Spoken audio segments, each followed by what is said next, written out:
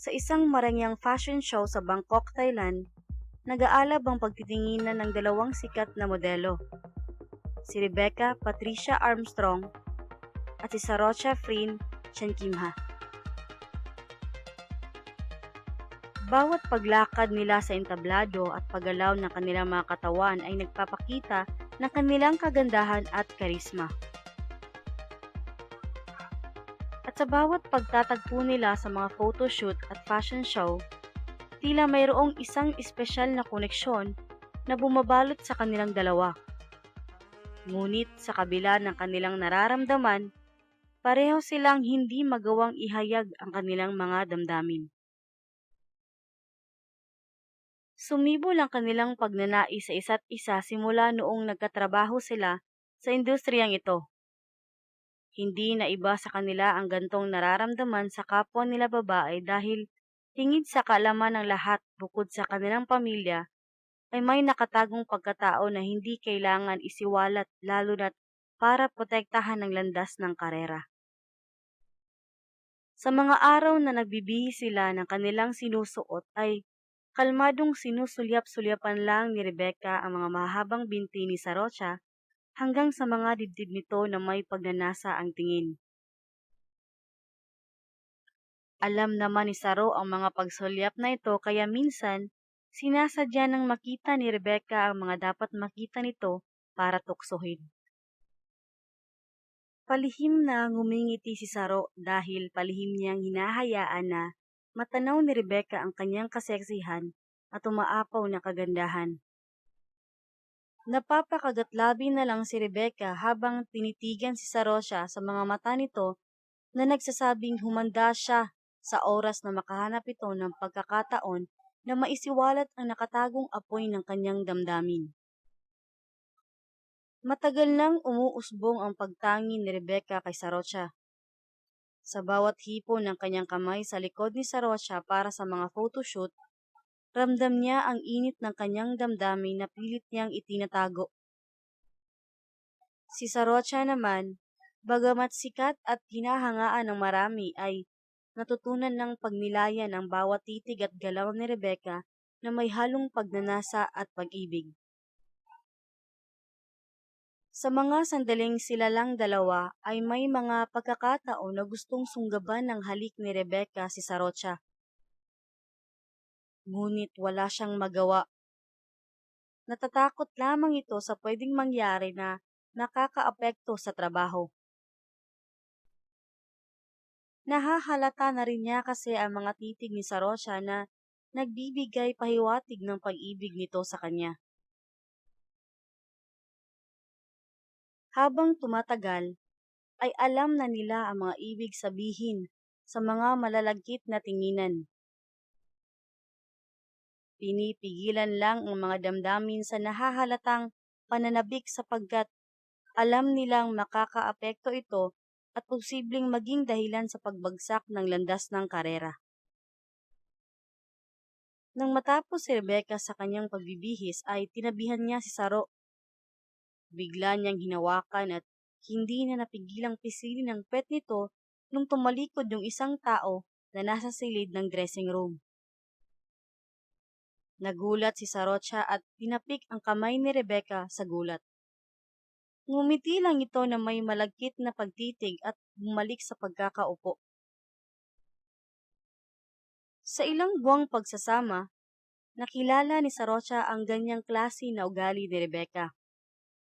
Lumalabas bigla ang pagka-random nito na isa din sa kinagigiliwan niya.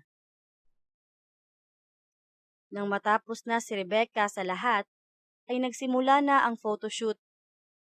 Iba't ibang anggulo ang kinuha sa kanya. May oil sa katawan nito upang maganda ang pagkakakuha at sexy. Maangas din siya tingnan dahil sa haba ng kanyang buhok na medyo curly at may hiwa pa ito sa kilay. Lumabas si Sarocha upang maghanda. Tinitigan niya si Rebecca habang paiba-iba ang pag-pose.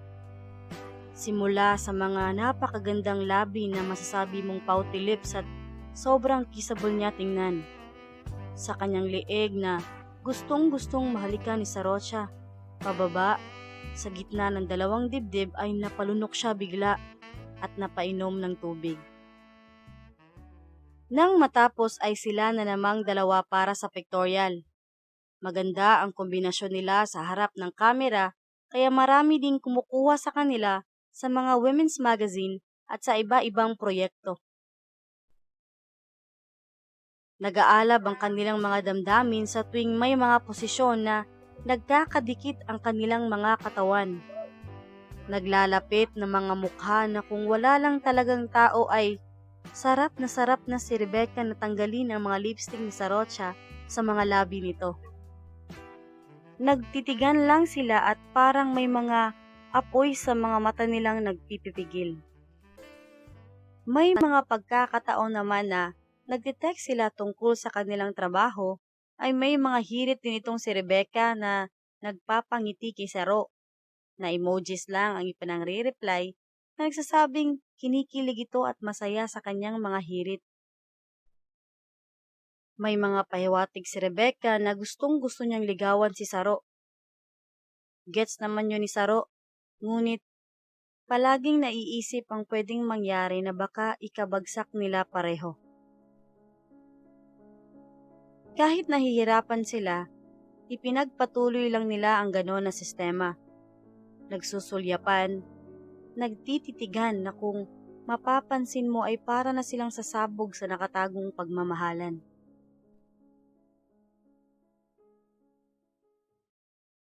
Isang gabi, pagkatapos ng isang matagumpay na fashion show, naiwan silang dalawa sa masiglang backstage. Sa lihim na sulok ng dressing room, hindi na nila napigilan ang kanilang mga pagnanasa. Sa ilalim ng manipis na liwanag ng mga kandila, nagsama ang kanilang mga labi sa isang uhaw na halik.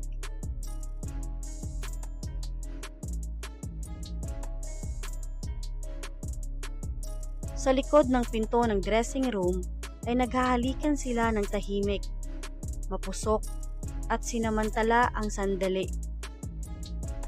Bawat galaw ng kanilang mga labi at kamay ay nagsasalita ng kani-kanilang damdamin. Sa isang komplikadong suot nilang dalawa ay pinadaos-dos ni Rebecca ang kanyang daliri sa ilalim ng dalawang hita ni Sarocha. Tiningnan niya itong nakapikit at mas naakit sa kanyang mga mahihinang pag-ungol. Hinawakan ni Sarocha ang batok ni Rebecca para mahalikan siya nito ng mas mahigpit. Bumukas ang pinto ng dressing room at pumasok ang manager nila na si Nam. Kumunot ang kanyang mukha sa nakita. Si Nam ay strikto sa pagmamanage ng kanyang mga modelo. Ayaw niya na may kung ano-anong issue siyang nalalaman o problema dahil makakaapekto ito sa kanilang karir. Ayaw din niya na ma-stress siya dahil baka daw pumangit ang kanyang muka. Bago lang din kasi nagkaroon ng issue itong si Rebecca sa isang sikat na aktor na di umano'y karelasyon niya. Di naman ito napatunayan kaya kumupas lang din. Nagtanong si Nam kung bakit ganun na lamang ang mga mukha ni Rebecca at Sarocha, na tila ba ay parang binagyo ito. Sira ang makeup, magulo ang mga buhok at pawis na pawis. Bago nakapasok si Nam sa kanilang dressing room, ay narinig na pala kaagad ni Rebecca ang mga yapak nito. Kaya dali-dali silang napahiwalay at umarte na may hinahanap. Tinitigan sila ni Nam na may pag-aalinlangan. Napalunok ng laway si Saro at pumupo naman si Rebecca sa harap ng salamin na kunyari patuloy ito sa pagtanggal ng makeup.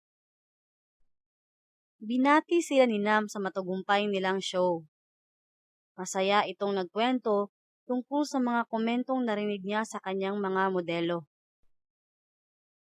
Masaya namang nakinig ang dalawa at nakahingang maluwag dahil alam nilang hindi napansin ni Nam ang nangyari sa kanila. Nanatili si Nam ng ilang minuto sa silid habang nagsuscroll sa social media. Binabasa niya ang mga komento na may kasiglahan. Nang matapos na si Sarocha sa pagbibihis ng komportableng damit ay nagpaalam ito na uuwi. Hinarang siya ni Nam at nagyaya na lalabas silang tatlo para mag-celebrate. Mabait naman si Nam. Kahit na strikto, gusto lamang nito protektahan at alagaan ang kanyang mga modelo. Basta wag ka lang gagawa ng ikasisira sa mga gusto niyang plano sa inyo. Nang makalabas ay unang naglakad si Nam at nasa likod silang dalawa. Busy pa rin si Nam sa kanyang phone. Tinitingnan ang mga kuhan na litrato na galing sa fashion show. Hinawakan ng palihim ni Rebecca ang kamay ni Sarocha. Napatigil ng paghinga ito dahil baka may makakakita sa kanilang dalawa. Nang mapansin niya na tahimik na naman ay naghawakan sila ng kamay. Inilulublob ang mga damdamin sa sarap ng nararamdaman ng ilang segundo lamang. Saglit lang silang kumain sa isang restaurant dahil may maagang photoshoot si Sarocha kinabukasan sa ibang lokasyon. Pinasabay na ni Nam si Saro sapagkat diretso na lang daw sila sa lokasyon at doon na magpahinga. Total, nakahanda na naman lahat ng kailangan doon kaya wala na silang problemahin pa.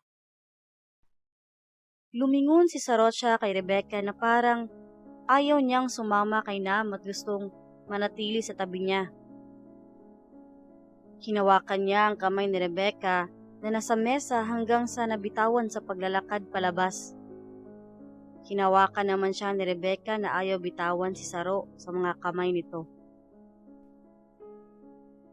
Sumakay na rin si Rebecca sa kanyang sasakyan at nagmaneho patungo sa kanyang kondo.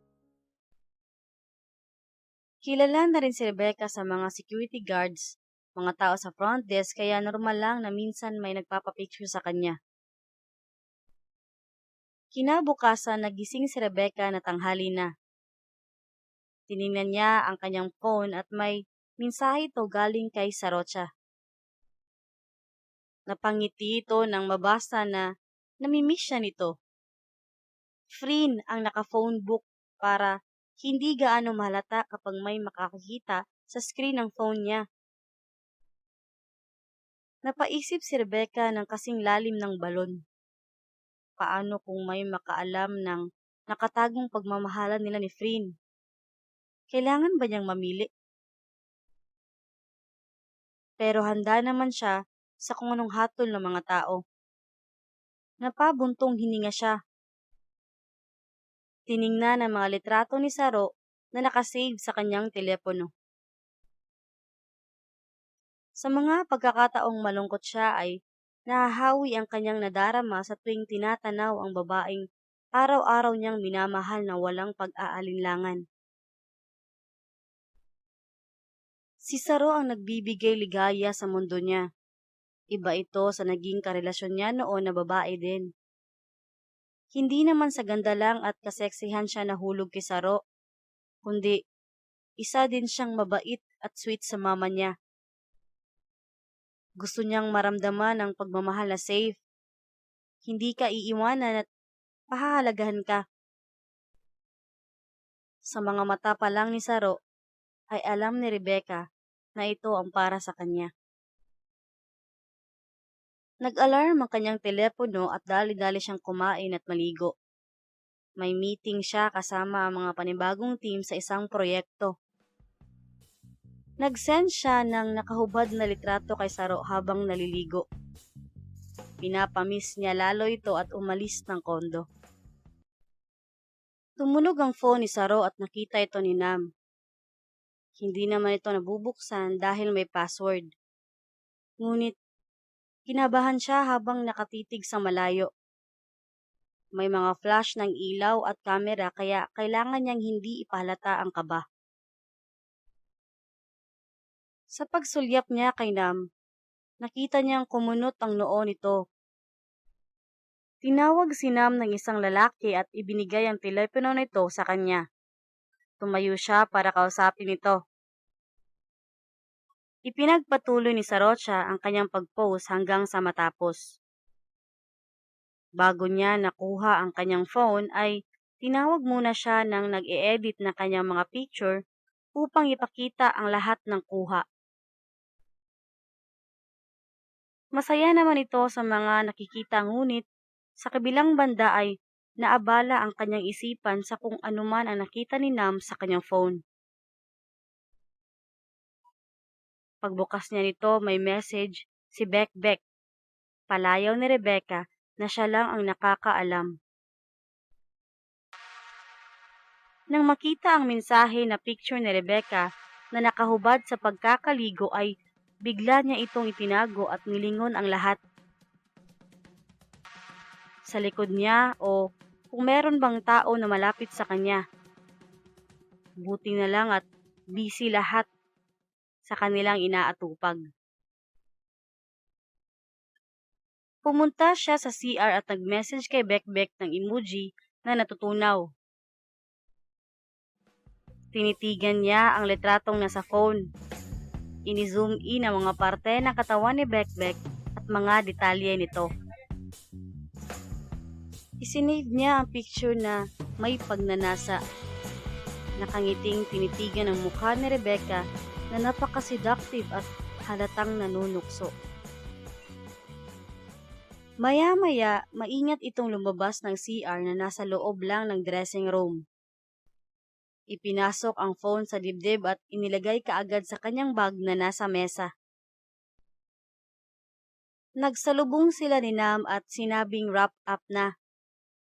Napansin din ni Nam na may nakain ba si Saro na kung bakit namumula ang mga tenga nito. Umiling lang siya sabay kamot ng tenga. Akala ni Nam may langgam lang na kumagat sa kanya. Gabi na nang makauwi si Saro sa kanila.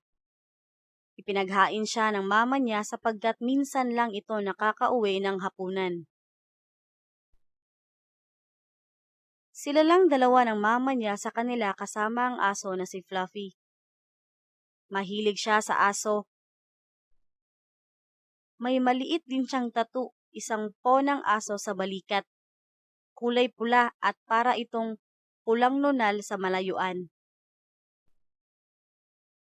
Si Fluffy lang din ang kinakausap niya tungkol sa kanila ni Rebecca.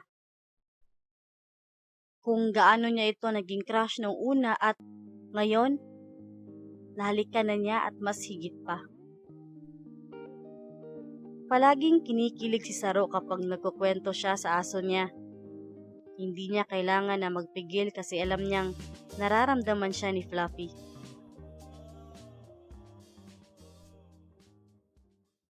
Ilang araw ang nakalipas at nagpapalitan lang sila ng mensahe ni Bekbek. Gusto man nilang dalawa magkita, ngunit natatakot sila na baka may makakita at makahalata sa mga kilos nilang dalawa. Konting mali lang na galaw ay pwedeng maglaho lahat ng pinapangarap at pinaghirapan ni Rebecca at Sarocha. Excited na gumising si Saro dahil sa wakas ay magkikita na sila ni Rebecca sa isang photoshoot. Nang makarating sa dressing room ay anino kaagad ni Bekbek ang hinanap. Nadismaya siya sa kanyang naabutan dahil yung designers lang na naghahanda ang nandoon. Inilapag niya ang kanyang mga gamit sa mesa at pumasok sa CR. Pagbukas niya ay hinila siya ni Rebecca at tinakpan ng kanyang bibig. Niyakap siya nito ng mahigpit. Niyakap naman niya si Saro na kay pusok. Umaarteng nag-uusap sila sa banyo na kung bakit walang tissue. Nanatiling medyo bukas ang pinto nito para hindi gaanong halata. Hindi naman ito kaagad na makikita ang nasa loob maliban kung sisilipin mo ito. Nang matapos ang araw, nag-usap si Rebecca at Saro na medyo may kalakasan. Sinabi ni Bekbek na mauuna na siyang umuwi at baka gusto ni Saro na makisabay sa kadahilan ng may dadaanan pa ito na malapit lang sa bahay nila. Sa parking lot, kalmado ang dalawa na sumakay. Nagmaneho ng matulin si Rebecca upang makaalis kaagad sila. Sa isang tahimik na bakanteng lote, ay pinark ni Rebecca ang kanyang sasakyan. Tinanggal ang seatbelt at kaagad naman itong hinalikan ng mapusok si Sarocha. Inadjust ang upuan para ihiga at patungan ito. Marupok na ibinigay ni Sarocha ang kanyang sarili. Tinawag niya si Rebecca sa kanyang palayaw na bekbek kasabay sa mahina nitong pag-ungol. Idiniin naman ni Rebecca ang kanyang mga mapupusok na halik sa mga labi nito upang tumahimik. Napahawak si Sarocha sa bintana ng sasakyan. Sumiklab ang kanilang mga damdamin. Dinarama ang mga bawat paghaplos ng mga kamay, mga labing kay lambot at ang init ng paghinga. Sa pagkakataong ito ay nakontento sila sa pagbahagi ng isa't isa. Hinatid ni Rebecca si Saro sa kanila at hindi na pumasok. Kailangan din niya magmadali na dahil nag-text si Nam ng lokasyon kung saan dapat niya itong puntahan. Nasiyahan sila sa gabing iyon. Hinalikan ni Saro si Rebecca na kay lagkit bago pumasok sa kanilang bahay. Masaya namang ibinalita ni Finn kay Fluffy yung nangyari. Hindi siya makatulog at binabalik-balikan ng mga sandali. Sa pagkakataong ito ay natapos nila ang naudlot na nakawan sa dressing room. Isang araw, nagkita si Rebecca at Finn sa isang mall. Naglakad sila na parang matalik lamang na magkaibigan. Sa napakaraming tao, hinila ni Rebecca si Finn patungo sa department store kung saan konti lang ang tao na nandoon. Hinahawakan nila ang kamay ng isa't isa ng ilang segundo. Hinahaplos ni Rebecca ang mga braso ni Sarocha na kunyaring wala lang ito. May mga tao na lumilingon sa kanila. Kumakaway naman silang dalawa dahil may kasikatan na at kilala na halos sa buong Thailand. Namili sila ng mga damit at pumasok sa dressing room ng mall. Hinubad lahat ng suot at mapanabik na hinalikan ni Rebecca si Sarocha na kanina lang nag-iinit. Binilisan lang nila dahil dalawa lang ang dressing room sa parte ng department store. Yung iba nasa unahan pa at baka sila mahalata. Ilang minuto lang din yun. Hindi man lang sila pinawisan. Hindi man kontento ngunit masaya rin ang mga nakaw na sandali. Isinuot nila ang napiling mga damit. Lumabas ng dressing room at naglakad na para silang nasa entablado. Naglingunan ang mga tao at pinalakpakan sila. Nagtawanan naman silang dalawa at bumalik sa dressing room na magkahiwalay. Lumabas si Saro na bitbit ang mga damit na kasabay noon ay ang naiwang damit ni Rebecca na hinubad niya kanina. Ngumiti si Saro sa mga taong nasa labas. Ngiti na may halong kaba dahil paano niya ibibigay kay Rebecca ang mga damit na yon. Kalmado siyang kumatok sa dressing room kung saan nandoon si Rebecca. Bumukas ito ng kaunti at kunyaring ipapasukat din ang napili nitong damit kanina. Lumingon siya at ngumiti sa mga tao na may dalang kamera. Naghintay siya kay Rebecca. Nang makalabas na ito ay naglakad sila habang namili ng kahit na anong damit. Ngumiti-ngiti sila sa ibang tao at ang iba naman ay umalis na. Pumunta sila sa CR para maghugas ng kamay at umihi na rin.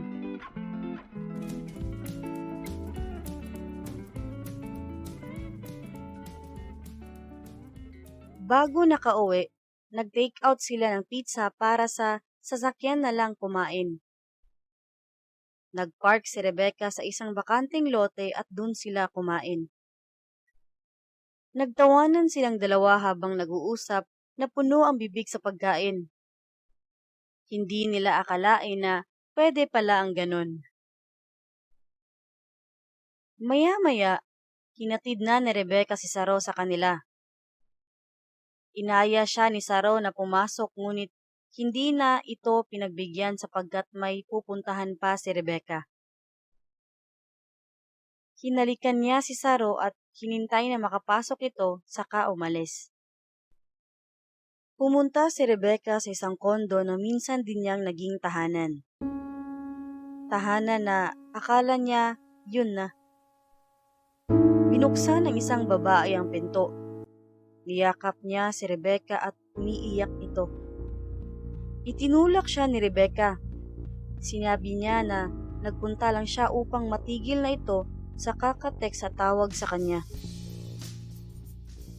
Nagmakaawa ang babae na makipagbalikan kay Rebecca. Lumuhod siya sa harap nito. Humagulgol ng iyak. Ipinatayo siya ni Rebecca at nangangamoy alak ito. Sinamahan siya ni Rebecca upang makausap. Sinabi niya na ayaw na niya itong makita pa. Ipinamukha niya sa kanyang ex na may mahal na siyang iba at kung pwede ay ipagpatuloy na lang ang kanyang ginawang pag-iwan sa kanya at ipagpatuloy ang buhay kasama ng lalaking ipinalit niya kay Rebecca. Humingi ng tawad ang babae, ngunit kahit anong gawin at pagmamakaawa ay alam niyang wala na itong pag-asa pa.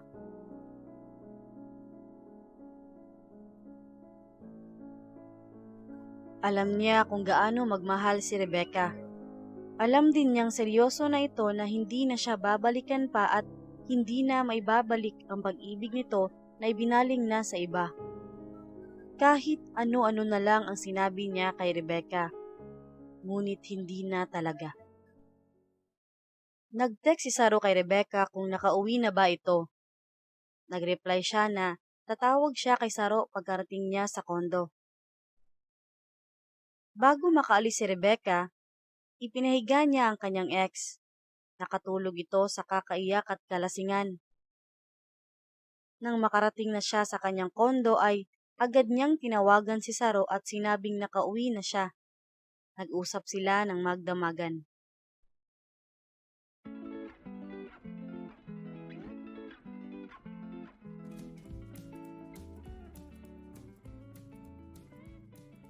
Tanghali na nang kumatok ang mama ni Saro. Sinabing nandoon daw si Rebecca sa sala, naghihintay na magising siya ngunit ilang oras din ang lumipas kaya ginising na lang niya ito. Dali-dali namang bumangon si Saro at lumabas. Umiti siya at niyakap si Rebecca.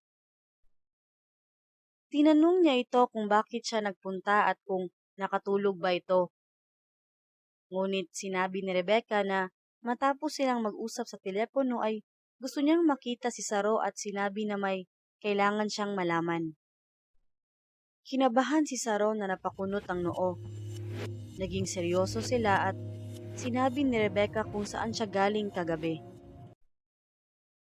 Tumayo si Sarocha. Hinawakan naman ni Rebecca ang kanyang kamay para umupo ito at hindi pa naman siya tapos sa pagsasalita. Umupo naman si Sarocha at nakinig. Habang pinakikinggan niya si Rebecca na kinakabahan na nag-explain, tinakpan niya ang mga labi nito gamit ang kanyang isang daliri para matahimik. Tinitigan niya ito sa mga mata at hinalikan para mawala ang kaba. Sinabi niya kay Rebecca na nagpapasalamat siya sa pagsabi nito at hindi pagtago. Tanggap niya kung ano man ang lahat ng pinagdaanan nito at sinabing hindi niya iiwanan si Rebecca. Sinabi niyang mahal na mahal niya ito. Naiiyak naman ang mga matang nakatitig sa kanya. Niyakap siya ni Rebecca ng sobrang higpit. Mga yakap ng pasasalamat at pagtanggap nito sa kanya. Maya-maya ay niyaya ni Saro si Rebecca kumain na halatang nagugutom dahil sa tiyan nitong tumunog. Nagtawanan sila sa mga tiyan na umiiyak sa gutom. Nagluto ang mama ni Free na amoy pa lang ay kay sarap na. Lutong bahay na hindi na natitikman ni Rebecca sa buong buhay niya simula nung umalis siya sa kanila at piniling maging independent. Masaya namang naghain ang mama ni Free na nakikitang masaya ang kanyang anak. Pagkatapos kumain, umalis ang mama ni Free at nanood sila ng palabas sa sala. Sumandal si Rebecca kay Sarocha na may ginhawa. Hinalikan ni Saro ang ulo ni Rebecca. Niyakap niya ito na nakangiting nanood ng palabas. Lumabas si Fluffy sa kwarto ni Sarocha. Lumapit ito kay Bekbek na parang kilalang kilala niya ito. Ngayon lang sila nagkita ngunit tigaan na sa pakiramdam nila ang isa't isa. Sinulit nila ang mga oras na yon. Sa mga susunod na araw, magiging busy na naman sila sa iilang proyekto na halos hindi sila magkasama.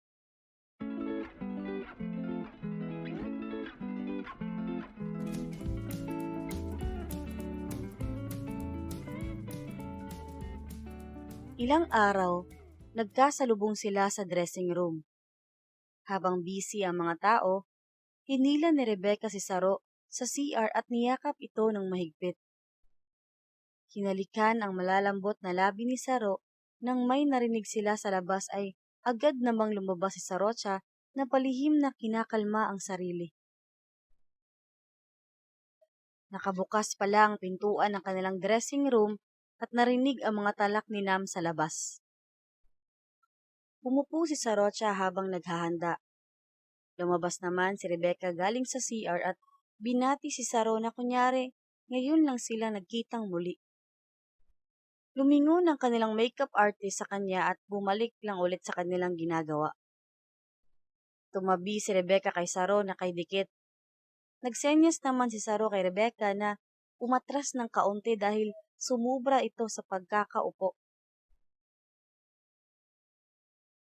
Pagkatapos ng photoshoot, umalis kaagad si Sarocha kasama si Nam. Naiwan si Rebecca sa isa pang pictorial at hindi ipinahalatang malumbay na nakikitang naglalakad si Saro palabas at hindi man lang nahalikan. Nilingon ni Saro si Rebecca at palihim na nagkagatlabi. Ganon na lang ang kanilang ginagawa sa mga panahon na hindi sila magkasamang aalis. Kinaumagahan, maibinalita si Nam sa kanilang dalawa. Magkakaroon ng isang proyekto na magkasama silang haharapin. Nagtinginan silang dalawa na nakangiti. Alam naman nila na may mga munting proyekto pa na tatapusin. Ngunit hindi ipinapahalata ang sobrang kasiyahan sapagkat magkasama na naman sila at magkakaroon ng maraming oras sa isa't isa. Isang araw, sa harap ng isang kilalang fashion designer, inihandog sa kanila ang pagkakataon na maging bida sa isang espesyal na fashion show sa Paris. Excited at sabik sa bagong hamon, napahawak si Sarocha sa kamay ni Rebecca. Umarte naman si Rebecca at hinawakan din ito na kunyari walang ibig sabihin. Nagpulong sila upang pag-usapan ang kanilang paghahanda. Ito ang kauna-unahang beses na magkasama silang lumipad abroad. Nang sila ay dumating sa kanilang silid, nagtatatalon silang dalawa sa saya at nagtatawanan. Kumatok si Nam at pumasok ito. Sinabi niya na bawal silang magpuyat kaya tumahimik silang dalawa at humiga na sa kanilang kama. Sa silid na iyon ay may dalawang kama na sakto lang ang lawak para sa kanila. May balcony din ito na makikita ang ganda ng tanawin. Pagkalabas ni Nam sa kanilang silid ay pumangon si Rebecca at naglakad ng patiyad patungo sa kama ni Sarocha. Idinampi niya ang kanyang mga malalambot na labi nito at natulog na kahimbing. Sa paglipas ng mga araw sa Paris, mas lalo pang lumalim ang samahan ni Rebecca at Sarocha. Sa bawat fitting ng mga haute couture na damit at sa bawat rehearsal sa runway, hindi lang ang kanilang profesional na relasyon ang lumalago, kundi pati na rin ang kanilang personal na nag-aalab na pag-iibigan. Pag-ibig at pagmamahalan na mas naging sigurado sa isa't isa. Sa Paris Fashion Week, sa gitna ng mga naglalakihang poste ng Eiffel Tower at sa harap ng mga puno ng Louvre, lumabas ang kanilang mga runway. Ang bawat hakbang ay puno ng grasya at elegansya. Subalit sa likod ng bawat galaw, may mga titig at ngiti na nagsasaad ng pagnanasa at mas lumalalim na damdamin.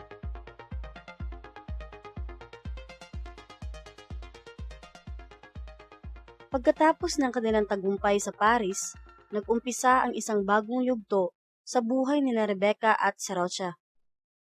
Ang kanilang proyektong ito ay hindi lamang nagdala sa kanila ng mga bagong oportunidad sa kanilang karera, kundi pati na rin ng mas matibay na pagtitiwala at pagmamahalan sa isa't isa. Ang kanilang mga pangarap at ambisyon ay patuloy na nagkakaugnay na nagbibigay sa kanila ng inspirasyon para sa mas marami pang mga hamon at tagumpay sa hinaharap. Ilang oras bago makauwi ng Thailand, sa CR ng eroplano kung saan matagumpay rin nilang ipinagtagpo ang kanilang mga labi. Puno ng kasiyahan kasabay ng kanilang damdamin na nag-aapoy sa pagmamahalan. Walang nakapagpigil sa kanilang pagnanasa at pag-ibig na mas ipinagtibay pa ng panahon. Ngunit, tulad ng lahat ng magagandang bagay, mayroong dumating na hamon. Isang linggo matapos ang kanilang nakaw na sandali ng pagnanasa, isang balita ang kumalat sa buong industriya ng moda. Isang sikat na tabloid ang naglabas ng mga larawan ng kanilang hindi inaasahang pag-iibigan. Ang komplikadong mundo ng showbiz ay biglang nagulo at ang kanilang karera at reputasyon ay nasa panganib. Nang magkasalubong muli sa susunod na fashion show, puno ng pagtataka at pangangamba ang kanilang mga mata. Hindi nila alam kung paano haharapin ang mga susunod na pangyayari. Ang kanilang pagmamahalan ay naging isang lihim na hindi na maaaring itago, at ang kinabukasan nila sa industriya ay nakasalalay sa mga magiging hakbang nila. Nagliyab sa galit si Nam. Ipinatawag niya si Rebecca at Sarocha sa dressing room. Kabadong pumasok ang dalawa at ipinaupo. Hindi mawari ni Nam kung bakit ganoon na lamang ang nangyari sa kanilang dalawa. Sinabi pa nito na may pagkakataon na nahahalata niyang nagkakatitigan sila, ngunit ang akala lang niya ay away, mga babaeng gustong magsabunutan. Yun pala, ibang sabunutan. Hindi alam ni Nam ang gustong gawin. Hindi rin naman kasi pwedeng ipaglayo sila sapagkat sa dami ng mga oportunidad na dumating ay halos magkasama sila sa mga proyekto. Ang daming natatanggap na mensahe at tawag ni Nam sa mga iba't ibang kumpanya na may mga tanong tungkol sa katotohanan. Pilit namang inaamin ni Nam si Rebecca at Sarocha kung totoo bang may lihim itong pagmamahalan. Hinawakan ni Rebecca ang kamay ni Sarocha na nanginginig. Hinarap niya si Nam at tumango. Gustong magliyab ni Nam sa galit at disappointment. Huminga ito ng malalim at uminom ng tubig. Umupo siya sa harap nila at ikinalma ang sarili. Hindi naman sa ayaw niya ang kanilang pagmamahalan dahil sino ba naman ito para pigilan sila. Hindi lang talaga niya inaasahan na may dalawang binibini. Sexy, magaganda, maangas, matangkad, mapuputi. Kumbaga, perfect na sana subalit attracted pala sa isa't isa. Well, kahit si Nam din naman ay sobrang nagagandahan sa dalawa na parang magkakagusto pero hindi naman inisip na posible ang ganitong setup. Tumayo siya at nag-isip, palakad-lakad habang kinakagat ang kuko ng kanyang daliri. Ilang minuto din ay napaupo siya at niyakap ang dalawa. Sakaba na rin ang kanyang naramdaman. At mahal niya ang kanyang mga modelo kahit na may pagkamaldita si Nam ay isa din naman siyang kaibigan.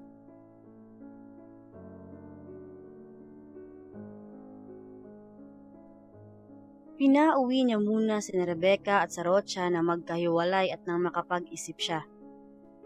Kailangan niyang maging maingat sapagkat ang kanyang mga modelo ay may kasikatan na at halos sa iba't ibang bansa ay kilala na rin silang dalawa. Unang lumabas si Sarocha sa parking lot at balisa na nagmaneho pa uwi. Ang daming tumatakbo sa kanyang isip. Hindi niya namalaya na nakarating na siya sa kanila. Kinamusta siya ng mama niya. Niyakap ito. Si Sarocha ay isang sweet na anak, lalo na sa mama niya dahil sa lahat ng pinagdaanan ay sila lang sa hirap at ginhawa. Tumulo ang mga luha ni Saro. Pinigil ang paghagulgol.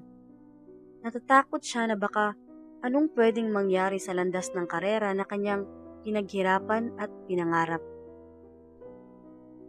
Naisip din niya na ayaw niyang mawala si Rebecca, ang tanging babaeng nagbigay kulay sa malungkot niyang buhay. Lumaki si Sarocha na hiwalay sa papa niya. Wala din siyang kapatid kaya siya lang at ang mama niya ang palaging magkasama. Puno siya sa pagmamahal ng kanyang ina at sinagurado ang kinabukasan. Tinaguyod ang anak sa pag-aaral. Matulungin at mapagmahal si Saro. May mga sandali lang na lumalabas ang kanyang pagkalumbay. Kinikimkim lamang niya iyon ngunit alam ng mga nanay ang mga nararamdaman ng anak, lalo na't sa mata pa lang ni Frin ay makikita mo ang kanyang damdamin. At isang palayaw na ang kanyang ina lamang at si Rebecca ang nakakaalam. Inirigalo din ng ina si Fluffy para maibsan ang kalungkutan ni Sarocha na ikinibahala ng mama niya. Isang cute na aso na gustong-gusto ng anak. Mas sumigla rin si Saro noong naging modelo na siya na pangarap niya. Lalong-lalo na nang makilala si Rebecca Patricia Armstrong, ang tanging babaeng nakapasok sa puso ni Sarocha. Sa kabilang banda, hindi makatulog si Rebecca sa bilis ng takbo ng utak niya. Ayaw niya na ma-disappoint ang mga magulang sa pagbagsak ng kanyang karera. Si Rebecca ay isang Thai British model na naisipang dito na tumira sa Thailand. Lugar na kinalakihan ng mama niya at para maging independent woman. Dalawa lang silang magkakapatid. Siya ang bunso na may gustong patunayan sa magulang. Binuksan niya ang kanyang phone at piningnan ang mga nagkalat na litrato nila ni Sarocha. Sa mga kuha ay hindi naman gaano kahalata na may relasyon ng dalawa. Magkahawak na kamay na pwede naman sa dalawang babae na magkaibigan. May kuha na binulungan ni Rebecca si Saro na nakangiti. May nag-uusap lang ngunit sa isang kuha na litrato ay hindi mo may tatangging wala silang relasyon. Yun ay ang paghalik ni Rebecca sa labi ni Sarocha na may malambing na pagyakap.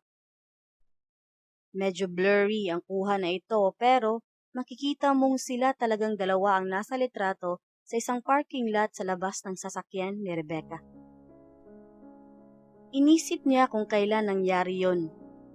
Nang napagtanto niya ay isa yun sa mga nakaw na sandali bago siya na unang umuwi sa kondo. Huminga siya ng malalim. Mabigat ang kanyang damdamin. Inilagay niya ang phone sa gilid ng kama. Tumihaya at nakatingin sa kisame. Naka-silent lang ang phone ni Rebecca, kaya umiilaw lang ito kapag may mga mensahe o notification na dumarating. Simula nung lumabas ang balita ay ang dami ng mensahe at komento ang natatanggap nilang dalawa ni Saro. Hindi naman nila muna binasa iyon Lalo na't sa balita pa lang na ganoon ang nangyari ay takot silang malaman kung anong reaksyon ng lahat ng tao sa kanila.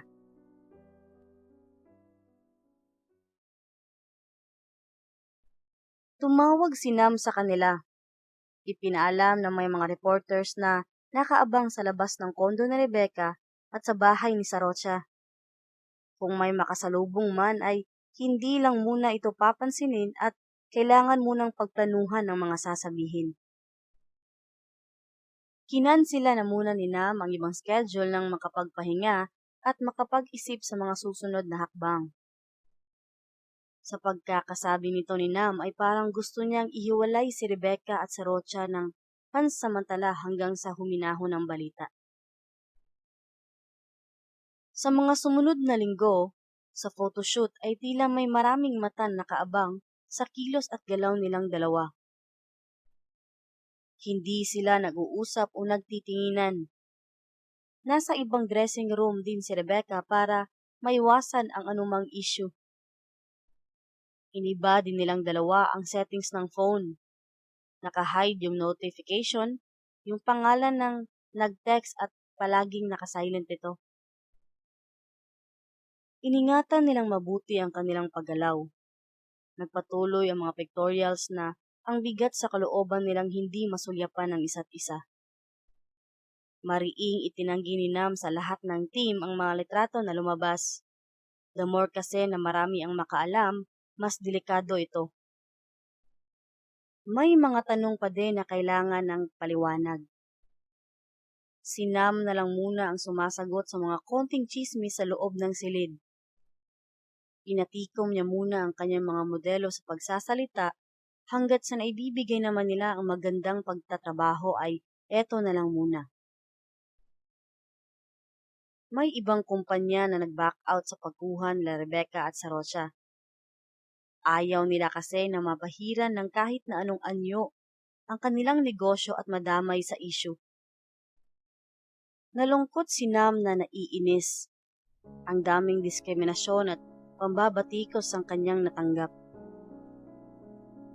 Palakad-lakad itong naglabas ng sama ng loob sa dressing room ni Sarocha. Kung makaasa daw ang kumpanyang iyon ay para bang napaka-perpekto nila.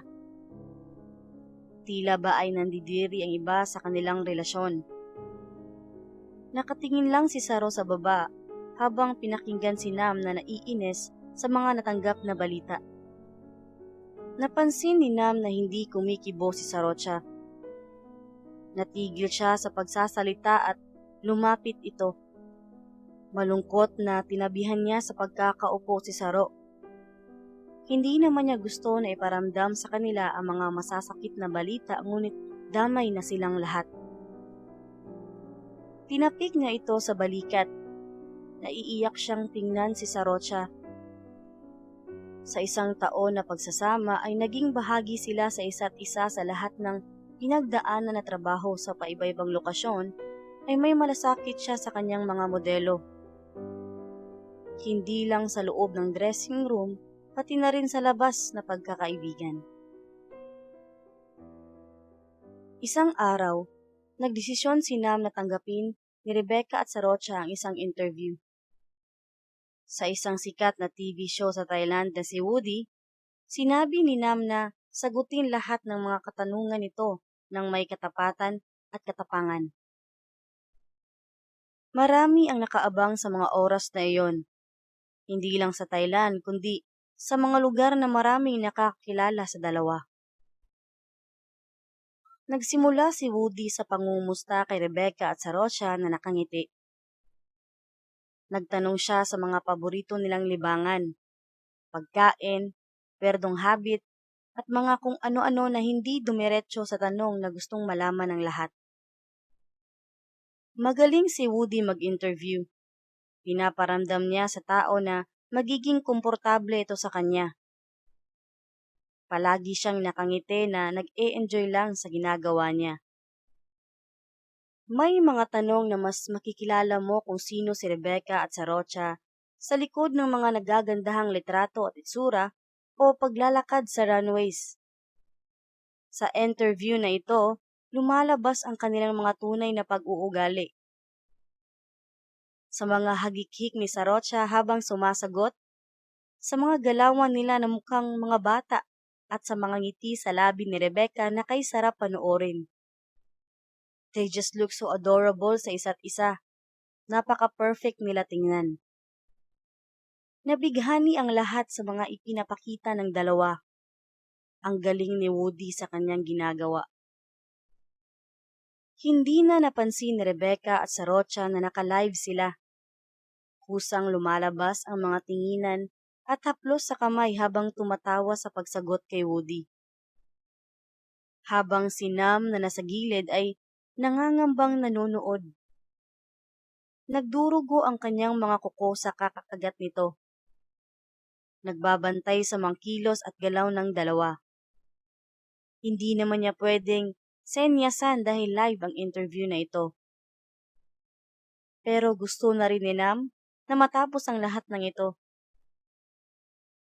Nalimutan ni Rebecca at Sarocha ang main reason ng interview. Nag-enjoy lang sila dahil ito namang si Woody ay napakagaan na kausap.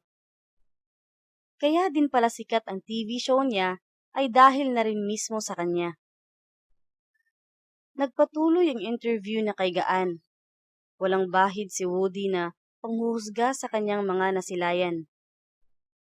Hanggang sa mahinahong nagtanong ito sa katotohanan tungkol sa lumalaking isyu nila. Biglang nanumbalik ang kanilang pangamba. Nagtinginan sila saglit at napaisip sa sinabi ni Nam.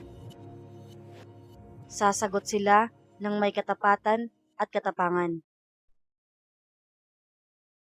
Sabay nilang sinagot na oo ang tanong na ito. Hindi naman nagulat si Woody at parang normal lang sa kanya ang narinig. May mga naghiyawan sa loob ng studio. Sinundan naman ni Rebecca ang kanyang sagot kung gaano niya kamahal si Sarocha. Hindi naman daw niya sinadya na mahulog ang loob dito. Hinawakan niya ang kamay ni Saro na medyo nanginginig. Nginitian siya ni Saro nang biglang humagikhik si Woody. Hindi napigilan ng TV host ang kiligin. Kahit yung mga audience na nasa loob ay naghiyawan. May iba naman na nadismaya ngunit hindi inaasahan ni Rebecca at Sarocha ang gano'n na lamang na reaksyon. Kahit si Nam na nasa gilid ay nabigla at medyo nakahingang maluwag. Pagkatapos ng interview ay lumabas din ang sari-saring balita sa TV, sa ibang bansa at lalong-lalo na sa social media. Sa likod ng kamera ay napaluha si Sarocha sa nangyari. Niyakap siya ni Rebecca na hindi na inisip kung anong magiging reaksyon ng mga tao sa studio. Nilapitan sila ni Woody na kay saya. Sinabi na okay lang ang kanilang relasyon. Proud na proud siya sa kanilang dalawa at laking pasasalamat dahil ang TV show niya ang napagbigyan na ma-interview ang dalawang sikat na modelo sa Thailand. Hindi rin naman ang hinayang sina Rebecca at Saro na paunlakan si Woody dahil sikat din ito dahil sa mabait at komportable sa kahit sino. Nagtatatakbo si Nam na duguan ng mga kuko patungo sa kanilang dalawa. Maluha-luha niyang niyakap si Rebecca at Sarocha. Hindi man lahat sang-ayon sa relasyon na ito ngunit masaya na siya sa narinig na hiyawan ng iba. Sobra siyang naging proud sa katapangan na ipinakita nila sa lahat. Sa pagkakataong ito, magkasama silang naglakad na walang takot. Dahil sa kabila ng mga pagsubok na kanilang pinagdaanan, nanatili ang kanilang pagmamahalan. Nagtulungan upang harapin ang mga alingaw-ngaw na intriga at paninira. Sa kabilang banda ay may maganda namang naidulot ang pangyayari ng pag-amin. Ngayon lang din nila nabatid na itinaguyod ng Thailand ang sarili bilang isang queer-friendly na destinasyon. Patuloy ito na kinikilala bilang isa sa mga pinaka-LGBTQ-friendly na bansa sa mundo. Nagdaraos ito ng mga internasyonal na transgender beauty pageant, nag-aalok ng dekalidad na operasyon sa pagbabago ng kasarian. Kahit ang gobyerno ay sumandal sa queer-friendly na imaheng ito sa mga kampanya sa turismo.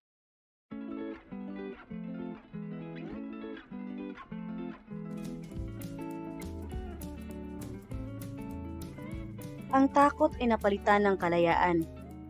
Hindi man ganoon katotoo ang kanilang nalaman at naramdaman dahil hindi naman lahat din ay sang-ayon sa ganitong uri ng sistema.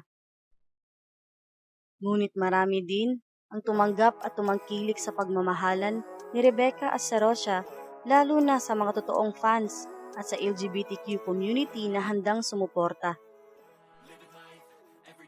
Mas lalong nagkaroon ng magagandang oportunidad sa larangan ng pagmumodelo si Rebecca at Sarosia. May kumuha din sa kanila na maging artista at gaganap sa isang GL series sa Thailand. Marami ang na-impress sa chemistry nilang dalawa. Napaka-cute, impressive, superb, alluring, good-looking, fascinating. Halo-halong komento sa social media ang binabasa ni Nam sa paiba-ibang boses. Masaya siya sa naging kahinatnan ng lahat.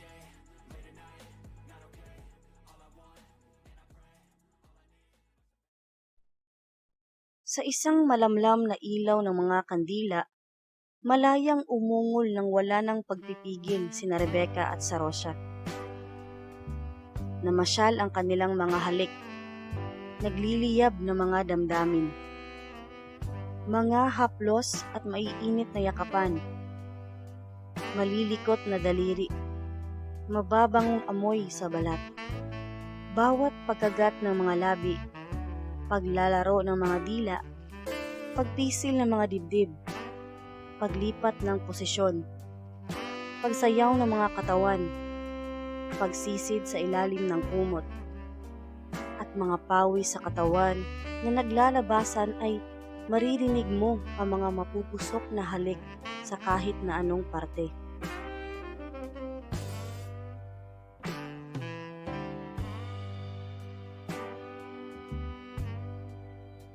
Nagliwanag ang kanilang mga balat sa basa ng pawis galing sa refleksyon ng kandila, sa mga nakapikit na mga mata at nakabukang mga hita. Sinabayan nila ang kanilang mga pag-ungol na kay sarap pakinggan.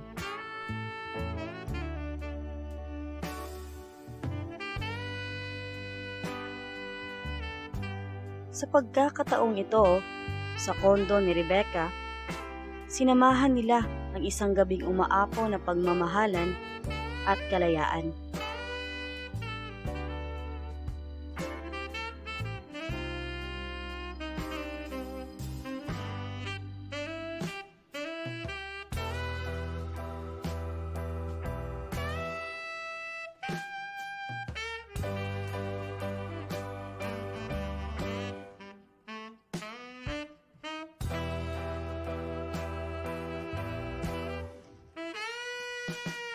Dito na nagtatapos ang kwento.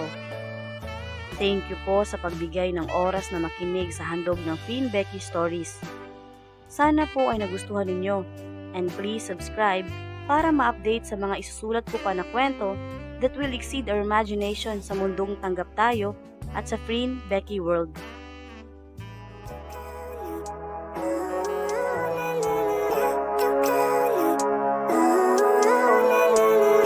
Living life, everyday, late at night, not okay.